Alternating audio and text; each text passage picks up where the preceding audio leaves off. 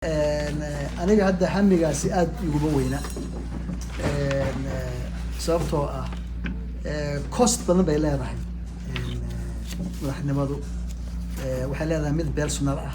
oo caafimaadkaaga waxay leedahay mid family ah your own family it has a lot of cost yani really dadka aad ugu dadaala inay madax noqdaan mar walba oo isku sii dhajiyaan anigu runtii waa la yaabaa sababtoo waxa weeye this is not enjoyment raaxa maaha waa hell on earth yeah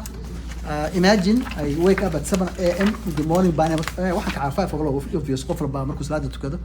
laakiin 7 baan hoos imaadaa from 7 to 1 a.m. you are sitting there yeah qof baad qaabilaysaa 90% ka ku imaanaya waxbay kaa rabaan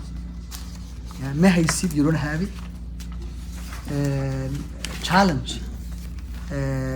waa inaad marka been sheegtaa marka beenta ku baraysaa ya nin siyaasi ah waxaa la yidhi war hebelow maxaad beenta u sheegtaa maad beenta dad ka daysay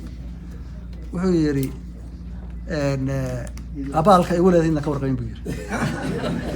abaalka igu leedaha beentu ya intay macnaha meel iga saartay ma garan